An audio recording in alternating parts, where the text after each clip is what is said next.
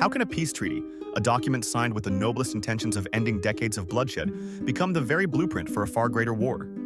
In the 16th century, the heart of Europe, the Holy Roman Empire, was not a unified nation, but a fractured mosaic of over 300 states, all caught in the firestorm of the Protestant Reformation. They were desperate for a solution. In 1555, they found one in the city of Augsburg. It was a landmark agreement, a masterclass in political compromise that promised to heal a continent. But hidden within its elegant script was a fatal flaw, a single omission that would, 63 years later, plunge Europe into one of the most destructive conflicts it had ever known, the 30 Years' War. This is the story of the peace that led to war. The crisis began with one man, Martin Luther, and his 95 Theses. What started as a theological debate spiraled into a political revolution. German princes, eager to seize church land and assert their independence from the powerful Holy Roman Emperor Charles V, embraced Luther's teachings. The emperor, a devout Catholic, saw this as heresy and rebellion.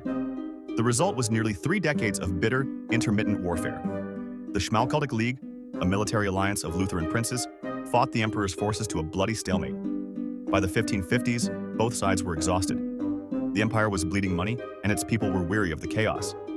They needed an off-ramp, a way to coexist without converting or killing each other.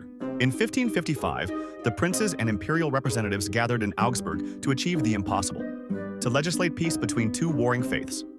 The solution they engineered was both radical and brutally pragmatic. It was a principle known by a simple Latin phrase, cuius regio, eius religio, whose realm, his religion. The rule was clear.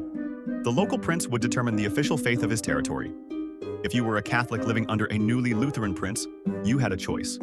You could convert, or you could exercise a revolutionary new right, the right to peacefully emigrate, to sell your land, and move to a territory that shared your faith. For the first time, a political treaty officially recognized the permanent religious division of Christendom. On the surface, it seemed like a stroke of genius.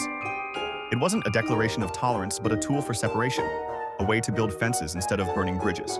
But peace came with conditions, buried in the fine print. 2 clauses, the Reservatum Ecclesiasticum and the Declaratio Ferdinandae, created a web of exceptions to protect Catholic church lands and secretly allow some nobles and cities to defy the central rule. Yet, the true poison pill was hidden in Article 17. The peace, it explicitly stated, applied only to 2 groups, Catholics and followers of the Confession of Augsburg, the Lutherans. And what about the others? What about the Anabaptists? And more importantly, what about the Calvinists, the fastest-growing, most dynamic Protestant movement in Europe? They were simply excluded. Legally, they didn't exist. They were heretics with no rights, no protections, and no place in this new order. The Peace of Augsburg was not a true peace for all Christians. It was a power-sharing agreement between the 2 biggest factions, a truce that stabilized the present by kicking a much larger problem down the road. For over 6 decades, this fragile peace held. The empire stabilized. But beneath the surface, the flaw in the treaty began to fester. Calvinism continued to spread, gaining powerful converts like the Elector Palatine.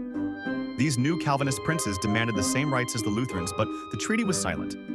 They were a growing political force with no legal voice. The legal ambiguity became a weapon.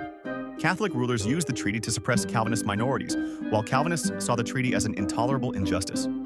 The tension built year by year until 1618. In Bohemia, Protestant officials, many of them Calvinists, confronted the representatives of their Catholic king in Prague Castle.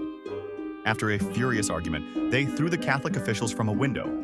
This event, the Defenestration of Prague, was the spark landing in the powder keg that the Peace of Augsburg had built. The flaw in the treaty had finally erupted into open rebellion, igniting the 30 Years' War. The Peace of Augsburg was a product of its time, an innovative, desperate attempt to end an intractable conflict.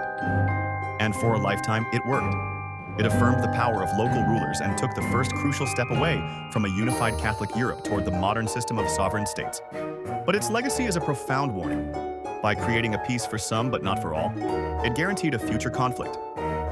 It taught us that exclusion is not a foundation for lasting stability.